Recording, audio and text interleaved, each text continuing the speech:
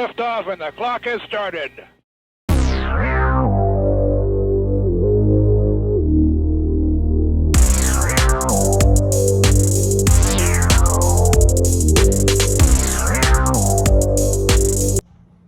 Welcome everybody. Welcome. It is showtime. Everybody, welcome to an all-new Downrange Sports Radio. If you're listening for the first time, you are hearing the show. It is Wednesday, 11 o'clock a.m. on Street Madness StreetMadnessRadio.airtime.pro.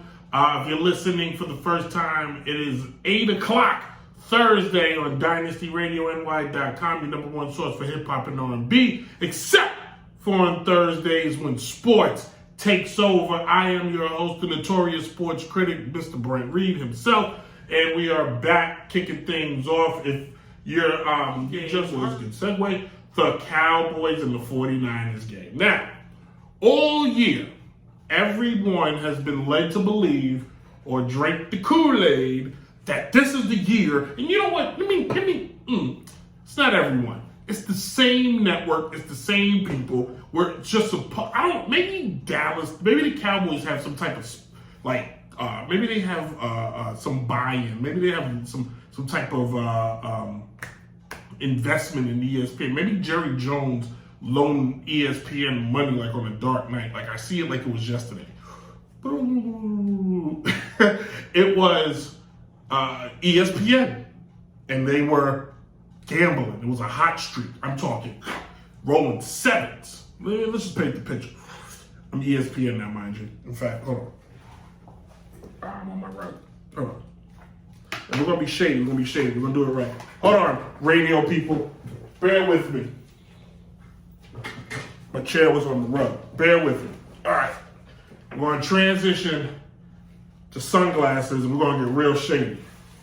All right, we're gonna get shady. Let's go. Just rolling sevens, man. Life is good. Oh man, roll me another seven, baby. Blow on that. Just blow on it. Shut up. Blow on it. I got you. Pause. Boom. Oh no, I crapped out. Damn. I need some money. Hold on. I got this. Let me call. Who can I call? Let me call. I need money. You know what? I'm gonna call the Yankees. They full of money. Yo, Yanks, George, I need a grip. Yeah, I just crapped it. What? Hello? All right. I called Manchester United. They got money. Yo, Manchester, I need some money. No? But I'll put you guys on. Okay, I'll hold. I think he hung up. I gotta call ESPN. All right. Yeah. I gotta call the Cowboys. I forgot my own stunt. I forgot my own segue. Hey, Dallas. Hey, yeah, I called the Yankees and I called Manchester. They didn't pick up. You think you can loan me some cash? What's that? You can? Oh, I appreciate it. Thanks. Fast forward, ESPN, drunk, hungover at the Western Union, getting their money wired. They get it. Oh, thank you, miss. He signs for the money. Oh, by the way, there's a text message for those of you that don't know. Western Union used to send text messages. I am old. What's this text say? I have to always say the Cowboys are going to be good. I'm never allowed to criticize the Cowboys no matter how bad we are. Wait, there's a PS in the back? Oh, here it is. Jerry Jones now owns you. Ha ha, ha ha. Ha ha, ha ha. I think that's how it went, quite frankly. I think it was something like that because ESPN constantly makes you believe every year the Cowboys are in it. It's their year. They got the best offensive line. They got the best defense. They got the best quarterback. Segue. So the 49ers now, they weren't no world beaters, all right? Jimmy Garoppolo wasn't burning it up and throwing 400 yards with 3 touchdowns. In fact, Mr. Garoppolo was 16 for 25, 172 yards with an interception. Dak Prescott, 23 for 43, 254, 1 touchdown, 1 interception. Now, why is that an issue? I'll tell you why that's an issue. Oh, it didn't go as far. I'll tell you why that's an issue. So, if you pay attention, they were pretty much even when it came to first downs. They were pretty much even on passing in certain categories. But here where things changed. The 49ers never went for it on fourth down, but the Cowboys was 1 for 2 on fourth down. So the 49ers kicked field goals. In fact, the 49ers kicked, to be exact, 3 field goals to the Cowboys 1. And the 49ers pretty much won on all field goals. The 49ers also rushed the ball. Their running back rushed the ball. They had 169 total yards rushing. They had 38. They had 38 attempts to the Cowboys. 77 yards total in rushing on 21 attempts. That's a team that has one of the better running backs in the league. Okay, it's not going the way I want it to go. So it's just not doing what I wanted to do. Now, if you look, Elijah Mitchell, 27 carries, 96 yards, 1 touchdown. Zeke Elliott, 12 carries. I'm not even going to talk about his yards because he had 31. Okay? You can't, unless Zeke is just broken. Dak Prescott was never designed to be Peyton Manning, Tom Brady, Cam Newton in his prime. He was never designed. He's supposed to be a game manager. Zeke Elliott was supposed to be your workhorse. Give him the ball. Let him punch it. Control the clock. You did none of that. In fact, that BS you did at the end of the game was just, it was beautiful. So let me get this straight. You have 0 timeouts, right? Right. Okay.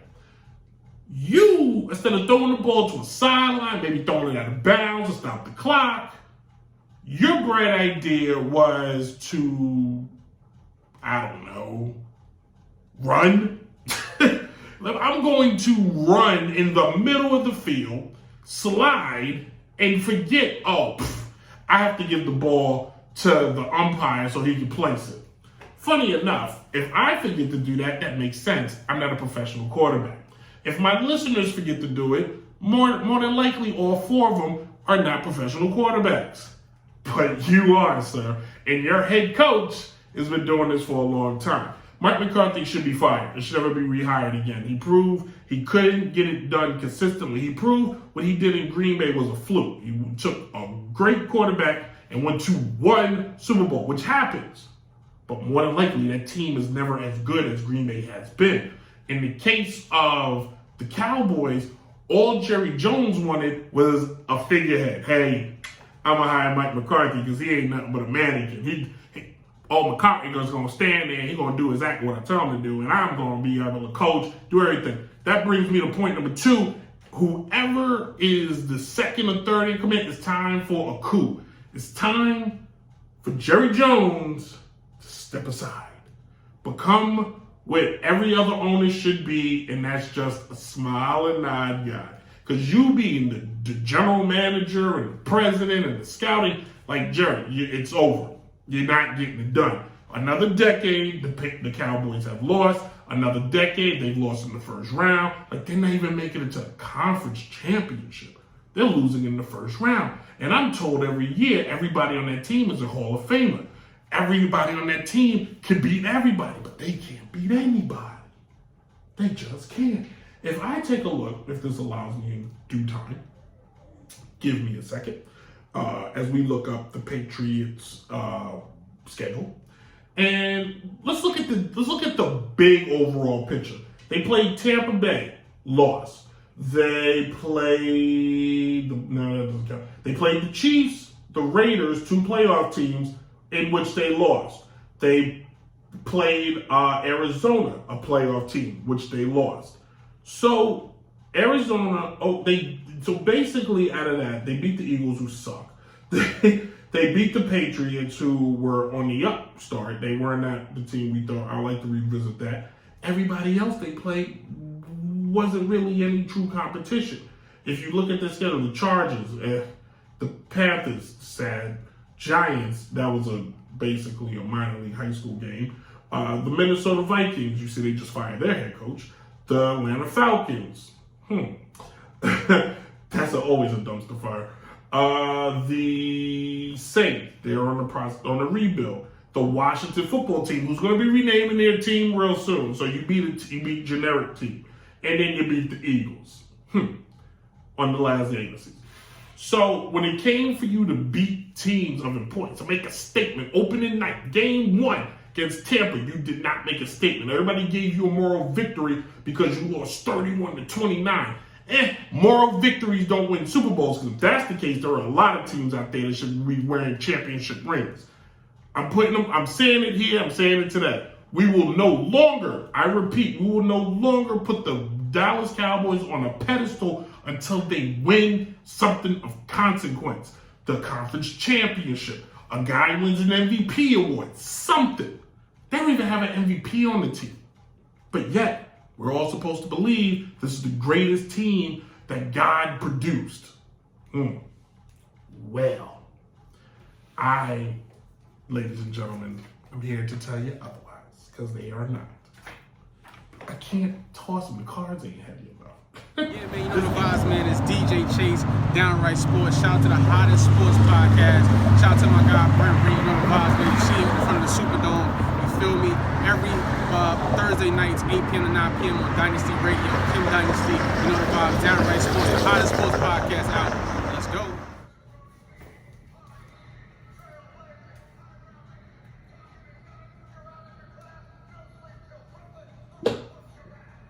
All right, we are back. Let's wrap things up, shall we? I'm drinking a glass of water real quick. Hold on. I was parched. All right. Ja Morant is basically the new fusion that the NBA is going to need as we are closer and closer to the days that LeBron James can be retiring. Now, the man is averaging 28 points a game. He may not be retiring anytime soon, but you have Steph Curry, which in the last few years has pretty much been one of the most, if not the most popular player in the game of basketball. Kevin Durant could probably be that, but some years ago he decided he wanted to become a villain. I don't know why. I don't know why Kevin Durant out of nowhere went from being a lovable backpack guy to, I'm Kevin Durant, I really don't care about nothing. He just became like real emo. Basically, Kevin Durant became a rocker from Seattle. Like, he put on his grunge pants and his plaid shirt, and he put on his beat up sneakers, and he sits on bus stops, like, ironically. Like, he never gets on the bus, he just sits there ironically. Like, I really think he chose Brooklyn to be ironic. Like, he plays in Brooklyn, but he like really lives, like, and he lives in Brooklyn, but he like doesn't have any furniture in his house. Like, that's pretty much the path he's chosen to go on, and it's odd. I'm not gonna lie, it's odd. Like, enough with the PC, it's odd. But the NBA has hope. Now, Ja Morant is basically that, and I could be wrong, but he seems like he has that same motor that made us love Jordan, that made us love Kobe, that makes us love certain players. Now, I'm going to touch on something and I'm going to drop it. People can't understand why Jordan is more loved than LeBron. It's quite simple. Everybody knew Magic was a killer on the court. Everybody knew Bird was a killer on the court. Everybody knew Kareem in his prime, killer on the court. Bill, the list goes on and on. The reason why it was an easy, hey, let's give Mike the next, oh, Mike's the best, was because Mike had that same motor and that same drive as the guys before him, but the difference is Mike took it to a whole nother level. Winning and breathing were the two things Michael Jordan wanted to do more than anything.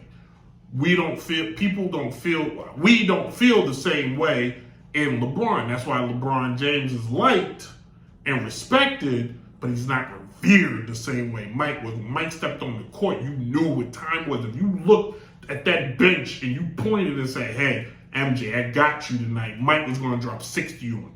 Can LeBron do it? Absolutely. But it seems like you got to kind of really motivate him. You ain't got to motivate Jordan. Like, Jordan was self-motivating. And those are just the biggest differences. If you really want to learn differences in the two, their drives are just different. LeBron has a drive to be great, but he doesn't have to kill you to do it. Jordan not only had to kill you, he had to take your body out to a field. He had to make sure he had a line. He had to make sure he had the shovel. He had to make sure you were never going to be seen and heard ever again. Ever again. Magic Johnson, done. Charles Barkley, done. Clyde Drexler, kind of done, but he returned in Houston, like in the witness protection program. Sean Kemp and Gary Payton, done. Except Gary Payton returned also in the witness protection program in 2 different stints with the Lakers and then later the Miami Heat. The only one that kept coming back for more was Karl Malone, like he was Freddie Cougar. Karl Malone, for some reason, thought he could just keep reprising himself, and he kept doing sequels, and it ended the same way as Jamie Lee Curtis took care of Mike Myers. But, Mike, and for those of you who don't get it, Michael was Jamie Lee Curtis, and Mike Myers was Karl Malone, because he has 2 sequels. You get it? Okay. John Morant has that kind of ability. He is built from that fabric, that I'm trying to take everything you got right now. And he's doing for Memphis what LeBron did for Cleveland, what Jordan did for Chicago, what Curry's done for Golden State. Teams that sometimes have become forgotten are now put, wow, Memphis is, they're looking good. Morant said, we are good. We are playoff ready. We think championship. This young man in his 3rd year is like, we're thinking championship. He's not talking humble. He's talking smack. He came to bring it. He is basically showing up the same way I do every... Damn it, my show comes on so many different days. He shows up every time I get on here and calls himself the man on the court the same way I call myself the Monday through Sunday delight. The only thing you need to hear on the radio or podcast, if you will. John Morant has got... Apologies. John Morant has the Memphis Grizzlies 31-15 currently as we speak. He has that team in playoff contention. For those of you that need a reference, let's just go back a year from now. Last year, the Memphis Grizzlies were an 8th seed. They were 38-44. All right, last year they finished 38-44. What did I say their record is this year for those of you paying attention? They are 31. They are currently right now just 7 games away from already passing. They're 8 wins. They're 8 wins away from passing what they did last year already, and the season is far from over. So you really got to start thinking about, when you're thinking MVPs, Curry could be the front runner, but looking at LeBron's numbers, I know the team made it in the playoffs, but it ain't his fault. And it could be LeBron may be getting a strong consideration for MVP, and depending on realistically how Brooklyn finishes with KD out for like 4 weeks, there's a lot of guys right now that look really good for MVP, but if you really want to give Morant some consideration, 24 points a game, 26 assists, currently right now, if you want to put him in the rebounding category, he averages 6 rebounds a game. The guy is a total package. He's a beast. He's a monster. He's a juggernaut. He's getting it done. He is Showtime ready. He is definitely he's main event ready. Like, we don't need to second guess what this guy can do anymore, because he can do it. He can do it better than anybody. He wants to play. You've seen him go to the basket and embarrass everyone. You saw what he did against the Lakers just a few weeks ago. He basically was like, hey, LA, I hear what you're saying and I see what you're trying to do, but it ain't going to work. So, basically, the face of the league without injury will not be Zion. It will not be R.J. Barrett, other guys who are in his draft class. It's going to be John Morant, and he is the next guy we all need to go, whoa. He could be potentially what, and I know we say this all the time, but he really has that Derrick Rose ability. And if I was Derrick Rose, I may call him on the phone like, hey, you may want to ease it back a little bit sometimes. Still be a beast, but you may. But think about it. What happened to Derrick has just been a fluke injury. Jordan was just as explosive when he was young. All great young players are just as explosive when they're young. It's just what you do, But if he starts to learn how to play the game a little easier, taking smarter shots and not stupider shots, that's where the greats separate themselves. That's where you go from being great to legendary, is when you make those changes. Sticking with the NBA, the Lakers, the possibility Frank Vogel firing watch is currently happening right now. Let's do this just right. the Frank Vogel firing watch is now in effect. The sound effect helped, but it was by accident. Frank Vogel has a championship with the Lakers. He's got a championship with the Lakers. He's a championship coach. But what the Lakers are basically saying if they fire Frank Vogel is you might have won the championship, but that had nothing to do with you. It had everything to do with what we did. It's not Frank Vogel's fault. This team is not a bad team. Maybe it is Frank Vogel's fault. But the problem with the team is when you have a presence like LeBron, who basically coaches, assists, general manage, cleans the court, does the lighting, assists with the cheerleaders, it makes the job for the coach something very difficult. All you gotta do is go back and look at the images when the guy who he coached, who was his head coach in Cleveland, LeBron audibled his play, like right there was like, yeah, scrap what you gotta say. Like, that's tough when you're not a Hall of Fame basketball coach. It's funny to me that Hall of Fame coaches have not raised their hand to go coach this guy. Like, I think it's really interesting. Like, granted, Larry Brown's like 100 years old, but you don't get the Larry Browns, the George Calls, the Phil Jacksons, some others that are like, yo, I'll coach him. Like, they all just kind of, let LeBron do what LeBron does versus I'll coach LeBron. So it's gonna, like, if you fire Frank Vogel and then you hire whatever his name is, Frazier, whatever the hell, he used to coach the Knicks and he did absolutely nothing with the Knicks. What are you saying? Like, you're going from a coach who has a ring to a coach that got fired in less than a year. Like, that's your answer? Like, that ain't gonna work. That ain't gonna work. I think what they need to do is, I don't think there's any trades out there. You can forget. The only trade that can maybe help this team is trading Anthony Davis. It's not Westbrook. Westbrook has never been a shooter. It's not his job to shoot. He's not a shooter. But signing guys like Trevor Ariza, Avery Bradley, Carmelo Anthony, Dwight Howard. I know you didn't. DeAndre Jordan. I thought that was Austin Rivers. I was about to cook him. You know, signing some of those guys who are long in the tooth and, quite frankly, not capable of playing anymore, maybe some of the reasons. Carmelo can still give you some buckets, not a ton. That's it. Outside of that, that's it. You know what I'm saying? You're pointing fingers at Russ because he misses jump shots, but Russ ain't the issue. The team still gonna play defense. Russell currently right now, if we're looking at Russell's numbers this season, 18 points a game, 8 rebounds, 7 assists. Those are solid numbers. We